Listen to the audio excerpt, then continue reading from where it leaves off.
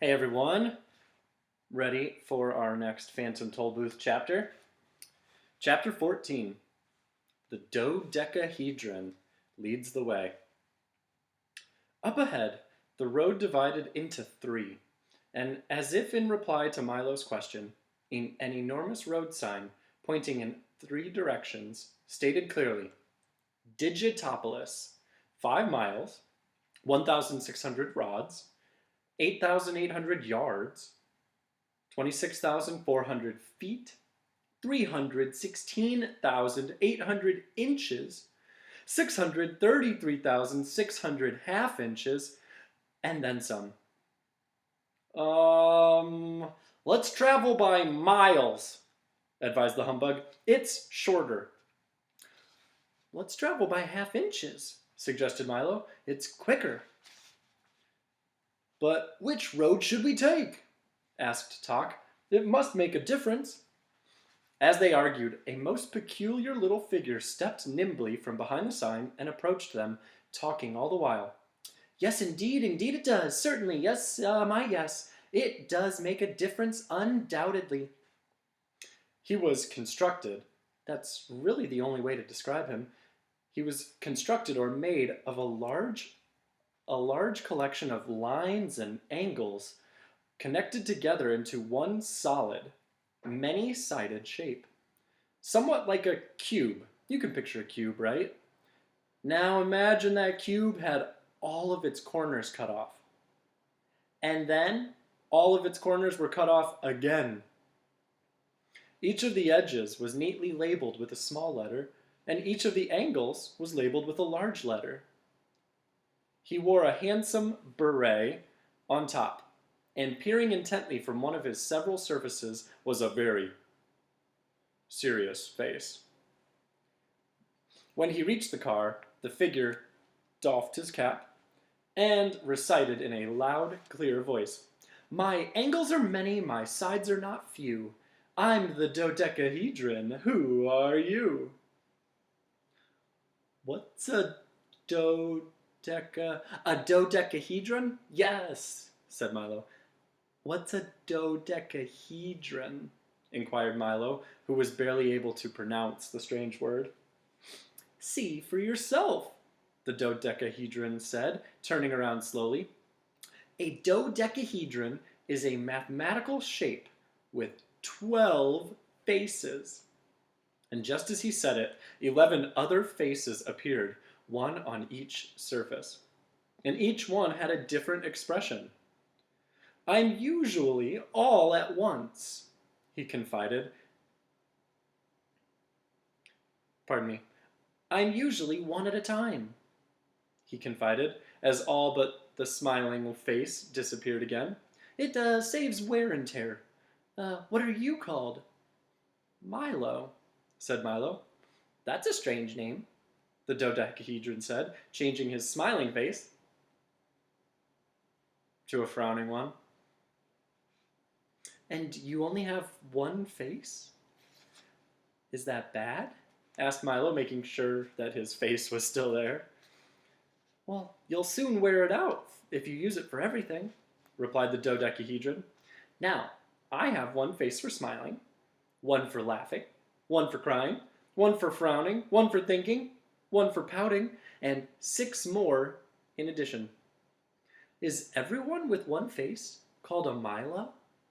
Oh, no, replied Milo. Some are called Henry, others are George, Robert, John, Betty, Billy, Susie, all sorts of names. How terribly confusing, Dodecahedron cried. Everything here is called exactly what it is. The triangles are triangles, the circles are circles, and even the same number has the same name. Why, could you imagine what would happen if we named all of the twos Henry, or George, or Robert, or lots of other things?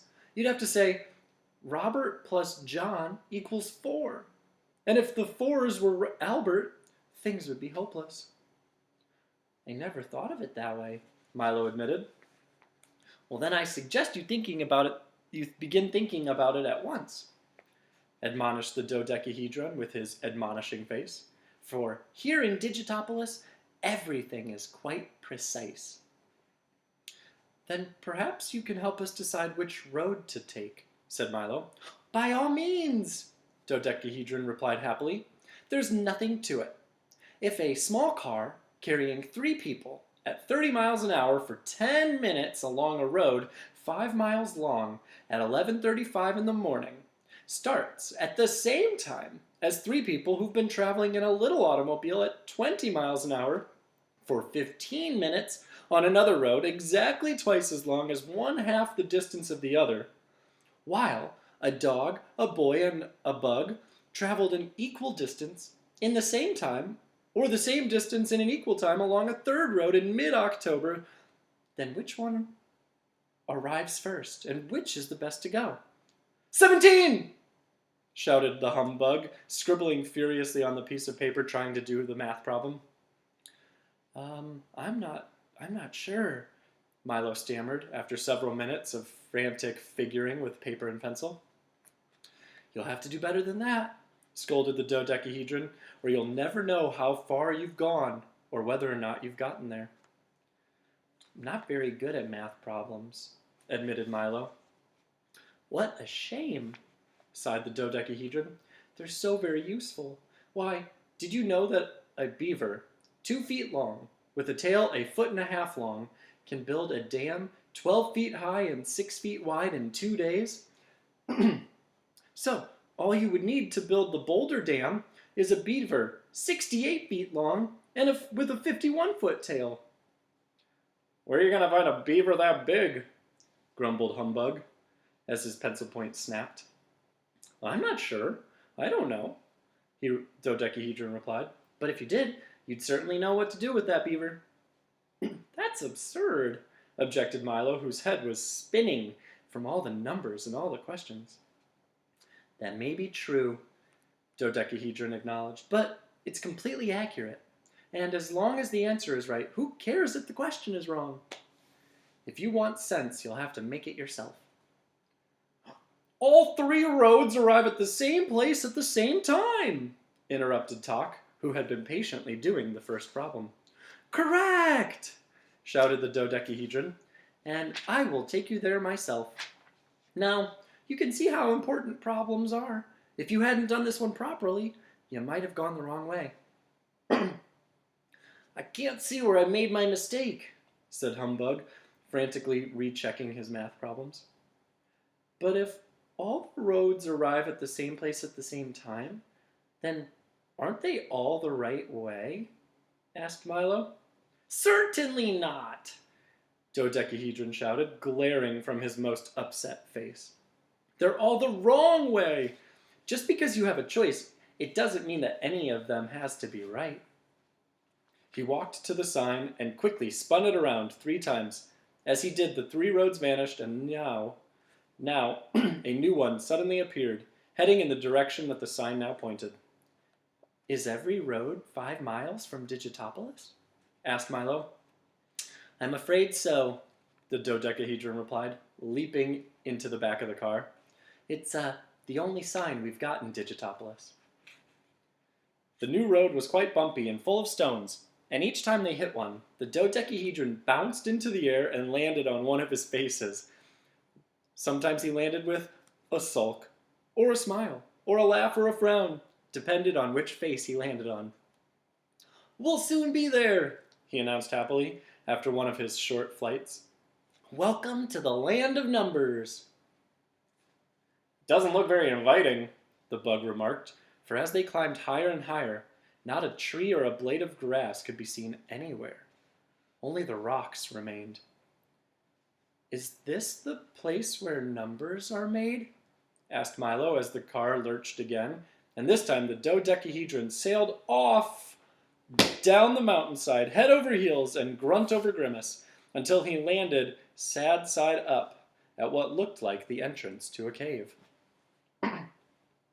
They're not made, he shouted, as if nothing had happened.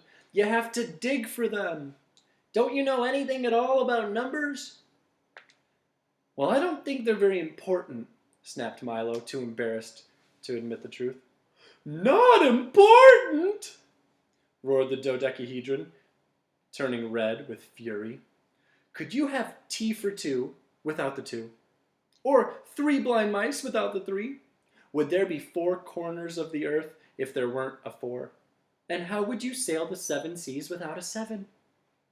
Well, all I meant was, began Milo, but the dodecahedron, overcome with emotion and shouting furiously, carried right on. If you had high hopes, how would you know how high they were? And did you know that narrow escapes come in all different widths? Would you travel the whole wide world without ever knowing how wide it was? And how could you do anything at long last?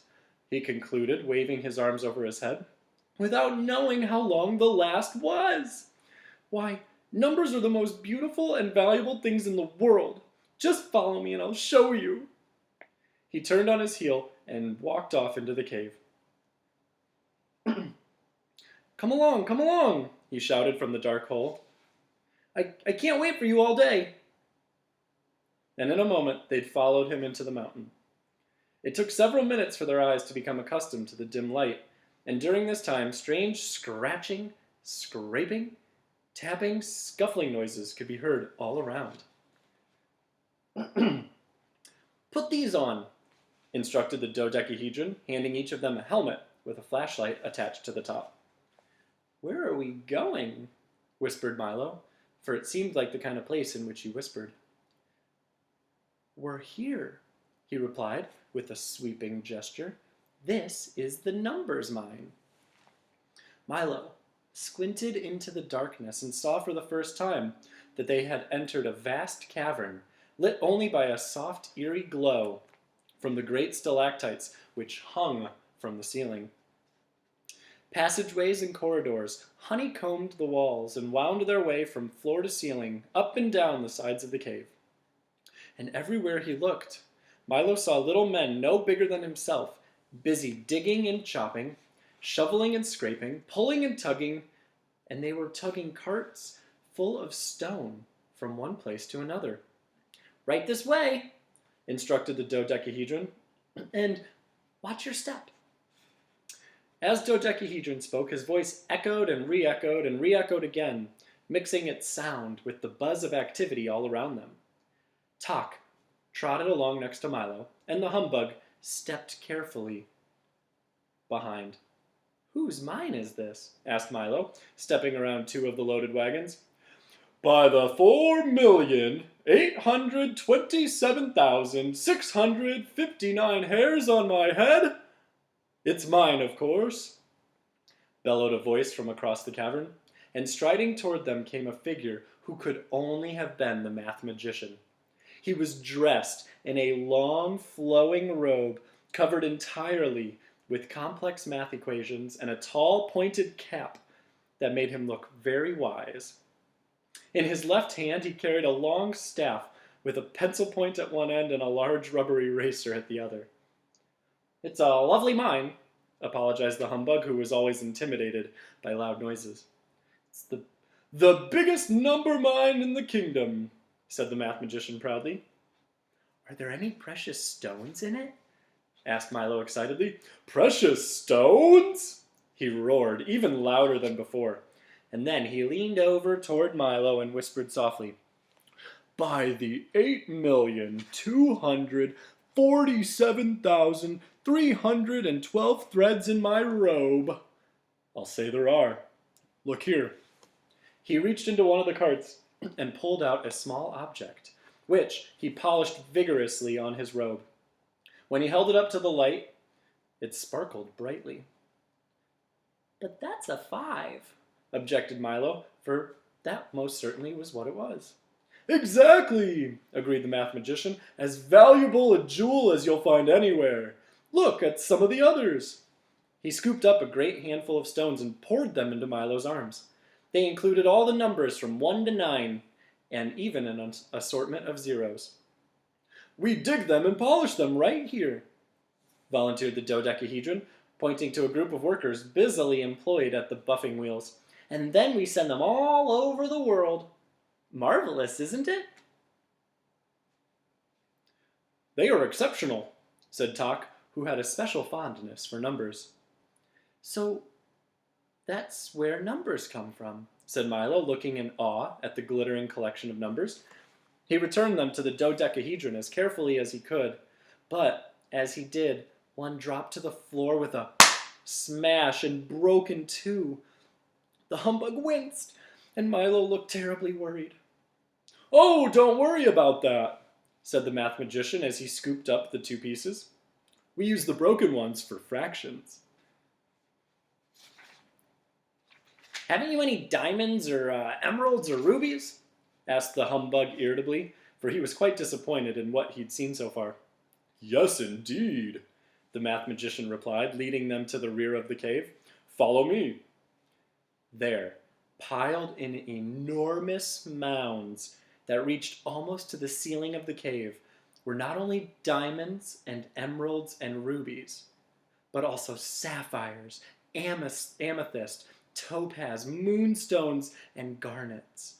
It was the most amazing mass of wealth that any of them had ever seen. "They're such a terrible nuisance," sighed the math magician, "and no one can think of what to do with them, so we just keep digging them up and throwing them out. Now," he said, taking a silver whistle from his pocket and blowing it loudly, "let's have some lunch." And for the first time in his life, the astonished humbug couldn't think of a thing to say.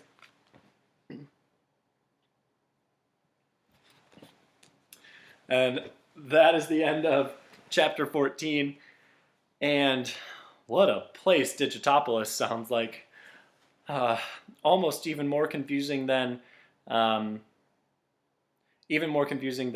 the marketplace, where all of the words got jumbled from time to time and people spoke in weird phrases and idioms. I sure hope Milo's able to find rhyme and reason and set them free, because the further we get into this kingdom, the more confusing it gets. But let's imagine for a second that, just like Digitopolis, every letter had to be precise, just like the dodecahedron said. So I've done something. I have written the alphabet on the whiteboard behind me. You can see along the top I wrote, oops, I'm sitting on my cord, A, B, C, all the way through Z. And right below each letter, I wrote a number. So let's say that the letter A is number 1, and the letter B is number 2, C is 3, D is 4, and so on all the way to the letter Z, the last letter in the alphabet, which is letter 26. Now, if each letter equals a number, I wonder, how much does my name equal? Only one way to find out. I'm going to take a marker, and I'm going to write my name. I'm going to write it pretty large so you can see it clearly. And I'm going to do my first name. I'm not going to do Mr. L. You all know my name is Jamie.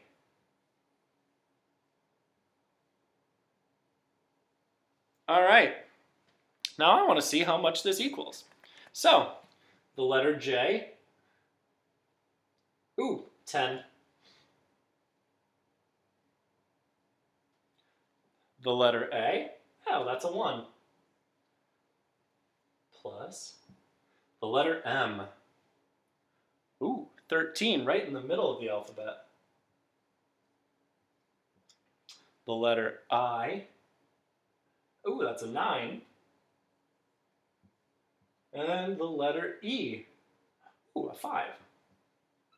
And I want to see what that all equals. So I've made a long addition equation. It might look familiar to you. It's kind of like our snake game addition problems. So, just like the snake game, I'm going to start on the left, which is where we begin reading, and I'm going to add these first two numbers. So, 10 plus 1 is, processing time, 10 and 1, 11. So now I have 11 plus 13 plus 9 plus 5 equals, because 10 and 1 is 11. Now I need to add the next one. 11 plus 13. So I need to start by combining my units. So I have 1 unit plus 3 units, 4 units. And then 1 10, 2 10s. So 11 plus 13 is 24. And I'll bring those down, plus 9, plus 5. Now, 24 plus 9. Oops. 24 plus 9. Got to start by combining the units. So 9 plus 4. 9, 10, 11, 12, 13. Ooh, can I have 13 units? Nope. So I'll have a 3, and then I have a 1, which becomes a 10. So now I have 2 10s plus 1 10, or 33. And then 33 plus 5. Unit plus unit. 5 plus 3 is 8. And 3 10s. So my name, each letter, if each letter had its value, my name equals 38. I wonder what your name equals. Do you think you could do this and try to figure out how much your name adds up to? And if you really want to get, if you really enjoy this, you could do your first name, you could do your middle name, you could do your last name, you could do the names of your brothers, sisters, mom, dad, you could do the names of your friends, if you really enjoy this. So, have fun with it, and if you go ahead and do something like this, have your parents send a picture to me with it. I'd love to see what your name adds up to.